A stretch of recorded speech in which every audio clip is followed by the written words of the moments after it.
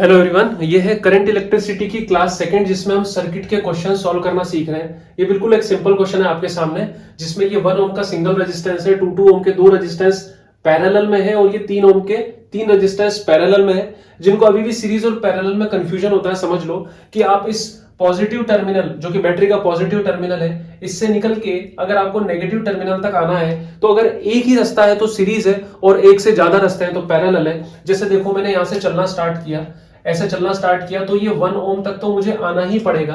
1 ओम से आने के बाद मेरे पास दो रास्ते हैं, मैं इस नीचे वाले 2 ओम से भी निकल सकता हूं और इस ऊपर वाले 2 ओम से भी निकल सकता हूं।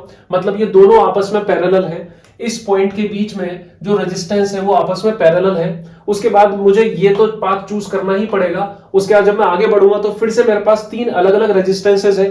मैं ये वाला भी चूज कर सकता हूं, ये वाला भी चूज कर सकता हूं, ये वाला भी चूज कर सकता हूं, यहां से क्रॉस होने के लिए। मतलब इस पॉइंट के बीच में तीन रेजिस्टेंस है और वो तीनों ही पैरेलल में है। अब एक अच्छी बात यहां पर ये है कि ये जो दोनों पैरेलल रेजिस्टेंस है वो दोनों आइडेंटिकल है और ये जो तीन पैरेलल रेजिस्टेंस है ये भी आइडेंटिकल है। मतलब इस क्वेश्चन में हमें पेन भी चलाने की जरूरत नहीं है। हमें पता है कि जब पैरेलल कॉम्बिनेशन हो और आइडेंटिकल रेजिस्टेंसेस हो तो जितने नंबर ऑफ रेजिस्टेंस है उसका डिवाइड लग जाता है उस रेजिस्टेंस के अमाउंट में। जैसे यहां पर 2 ओम के दो रेजिस्टेंस है, मतलब आर क्या है यहां पर 2, जो R है वो है 2 है और नंबर ऑफ रेजिस्टेंस कितना है 2, तो कितना आ गया 1 ओम। ऐसे यहां पर R कितना है, इसके लिए 3 ओम और नंबर ऑफ रेजिस्टेंस कितने हैं 3, तो यहां पर का भी आंसर कितना आ गया 1 ओम। मतलब जब इस सर्किट को मैं छोटा करूंगा तो ये कुछ इस तरीके से हो जाएगा 1 ओम 1 ओम और 1 ओम। और यहां पर जो बैटरी लगी है वो लगी है 6 वोल्ट की। अब जब आप कंपिटिटिव एग्जाम में इस तरह के क्वेश्चन करेंगे तो वहां पे बहुत ज्यादा जगह नहीं होती है, तो आप ऐसा नहीं कि फिर से सर्किट बना रहे हो, बोर्ड में करोगे तो फिर से सर्किट बनाओगे। आपको पता है जब 1 ओम के तीन रेजिस्टेंस सीरीज में होंगे तो उनका रेजिस्टेंस क्या आने वाला है 3 ओम आने वाला है। तो रेजिस्टेंस आया 3 ओम, यानी कि आर इक्विवेलेंट आपका आ गया है 3 ओम।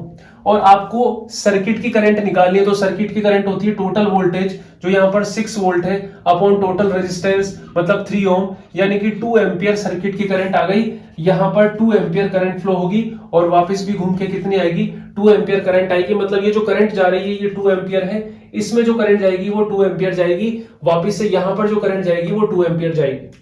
अब आप ये देखो, जैसे मैंने बोला था, अच्छी बात ये कि दोनों जो रेजिस्टेंस है वो आइडेंटिकल है, तो जब 2 ओम करंट जानी है तो यहां पर भी कुछ करंट जाएगी और यहां पर भी कुछ करंट जाएगी। और क्योंकि दोनों रेजिस्टेंस सेम अमाउंट के हैं, मतलब आधी आधी करंट जाएगी, तो 2 एंपियर का आधा कितना हो गया 1 एंपियर और 2 एंपियर का आधा अगेन क्या हो गया 1 एंपियर। तो 1 एंपियर दोनों में जाएगी, 2 एंपियर से डिवाइड होके देन वापस यहां पे कंबाइंड होके कितनी हो जाएगी 2 एंपियर हो जाएगी। अब यहां पर तीन रास्ते हैं उसके पास और करंट उस पाथ को चूज करती है जिसका रेजिस्टेंस कम हो, लेकिन यहां तो तीनों का रेजिस्टेंस सेम है, मतलब तीनों को इक्वली चूज करेगी। मतलब यहां पर जो करंट डिवाइड होगी वो इक्वली डिवाइड होगी 1/3 करके, मतलब सॉरी 2/3 यानी कि रेशियो में डिवाइड हो जाएगी यहां पर।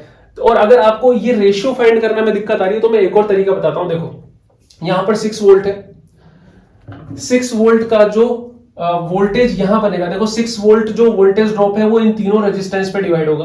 कैसे होगा, क्योंकि तीनों रेजिस्टेंस इक्वल अमाउंट के हैं, इसलिए इन तीनों रेजिस्टेंस पे बराबर बराबर वोल्टेज ड्रॉप आएगा। इसका भी आएगा 2 वोल्ट, इसका भी आएगा 2 वोल्ट और इसका भी आएगा 2 वोल्ट। अब क्योंकि ये 1 ओम तो सीधा सीधा है तो देखो ये 2 वोल्ट है, इसके ऊपर है, इसको मैं अलग पेन से बना देता हूं। यहां पर ये हो गया 2 वोल्ट, यहां पर ये 2 वोल्ट, ठीक है। और इन दोनों रेजिस्टेंस पे देखो, ये जो 2 ओम के जो रेजिस्टेंस है ये 1 ओम बना रहे हैं, कंबाइंड हो गए, पैरेलल में कंबाइंड हो गए। पैरेलल में वोल्टेज हमेशा सेम होता है, तो इस 1 ओम का जो वोल्टेज है वही इन दोनों का होगा, तो इसका वोल्टेज भी है 2 वोल्ट और इसका वोल्टेज भी है 2 वोल्ट। अगेन ये जो 1 ओम है 3 ओम के तीन पैरेलल रेजिस्टेंसेस से बना है, तो इसका वोल्टेज भी 2 वोल्ट, इसका भी 2 वोल्ट और इसका भी कितना है 2 वोल्ट ही है। अब आप देख लो करंट हमने किस तरीके से निकाली थी। यहां पर जो करंट आई थी I is equal to V by R 2/1 2 ampere, I is equal to V by R 2/2 1 ampere. अब यहां देखो I is equal to V by R 2/3 मतलब 2/3 एंपियर, और यही मैंने बोला था 2/3 बनेगी, मतलब यहां पर भी कितनी होगी 2/3 एंपियर और इसमें भी कितनी होगी 2/3 एंपियर और इसमें भी कितनी होगी 2/3 एंपियर। तो आई होप आपको ये समझ में आया होगा। नेक्स्ट क्वेश्चन लेते हैं। चलो ये वाला क्वेश्चन देखते हैं। इसमें आपको दो रेजिस्टेंस दिए हुए हैं 3 ओम और 6 ओम और बैटरी लगी हुई है। ये कुछ अलग तरीके से है। अभी तक हमने जो भी डायग्राम देखे उनमें ये था बैटरी बिल्कुल अलग से है और रेजिस्टेंस एक अलग वाले पार्ट में है, लेकिन यहाँ पर बैटरी बीच में आ गई और रेजिस्टेंस ऊपर नीचे आ गए। तो यहाँ पर हमारा वही दिमाग काम करेगा कि एक रास्ता मतलब सीरीज और एक से ज्यादा रास्ते मतलब पैरेलल।